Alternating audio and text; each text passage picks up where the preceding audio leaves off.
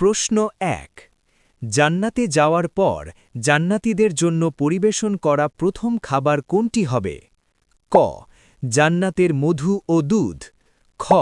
মাছের কলিজার অতিরিক্ত অংশ। গ। জান্নাতের বিশেষ ফল তুবা। সঠিক উত্তরটি জানার আগে ভিডিওটিতে লাইক দিয়ে দ্বীনি কাজের অংশীদার হন। সঠিক উত্তরটি হবে খ। মাছের কলিজার অতিরিক্ত অংশ। সহি বুখারী ও মুসলিম শরীফের হাদিস অনুযায়ী। হাদিসে আছে, জান্নাতে প্রবেশের পর আল্লাহ তাআলা তার মেহমানদের অর্থাৎ জান্নাতীদের যে প্রথম খাবারটি দিয়ে আপ্যায়ন করবেন তা হবে বিশাল এক মাছের কলিজার সুস্বাদু অংশ। আল্লাহ যেন আমাদের সবাইকে জান্নাতবাসী করেন। প্রশ্ন ২। ফেরাউনের স্ত্রী হওয়া সত্ত্বেও যিনি আল্লাহর প্রতি অগাধ বিশ্বাস রেখেছিলেন এবং যার জন্য আল্লাহ দুনিয়াতেই জান্নাতে একটি ঘর নির্মাণ করেছিলেন, তার নাম কি? ক। হজরত মরিয়ম আলাইহিসসালাম। খ। হজরত আসিয়া রাদিয়াল্লাহু আনহা। গ। হজরত সারা রাদিয়াল্লাহু আনহা।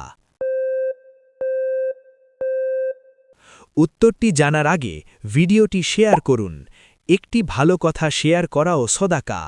এই জ্ঞানটি শেয়ার করে আপনিও সদাকা জারিয়ার অংশীদার হন। আপনার হয়তো একটি শেয়ার হাজারো মানুষকে সঠিক পথে আনবে। সঠিক উত্তরটি হবে খ। হজরত আসিয়া রাদিয়াল্লাহু আনহা। হজরত আসিয়া রাদিয়াল্লাহু আনহা ছিলেন সেই ৪ জন শ্রেষ্ঠ জান্নাতি নারীর একজন, যাদের কথা নবীজি বিশেষভাবে উল্লেখ করেছেন। তিনি ফেরাউনের জুলুম সহ্য করেও ঈমান হারাননি। প্রশ্ন ৩। কিয়ামতের দিন হাসরের ময়দানে মানুষের কাছ থেকে সর্বপ্রথম কোন আমলের হিসাব নেওয়া হবে? ক। যাকাত। খ। রোজা। গ। নামাজ।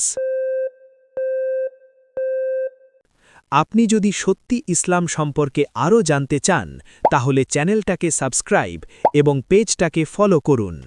সঠিক উত্তরটি হবে গ। নামাজ। রাসূলুল্লাহ সাল্লাল্লাহু আলাইহি ওয়াসাল্লাম বলেছেন, কিয়ামতের দিন বান্দার আমলসমূহের মধ্যে সর্বপ্রথম নামাজের হিসাব নেওয়া হবে। নামাজ যদি ঠিক থাকে তবে তার বাকি সব আমলও সহজ হয়ে যাবে। আপনি যদি সত্যি ইসলামকে ভালোবাসেন, তাহলে কমেন্টে লিখুন, আই লাভ ইসলাম।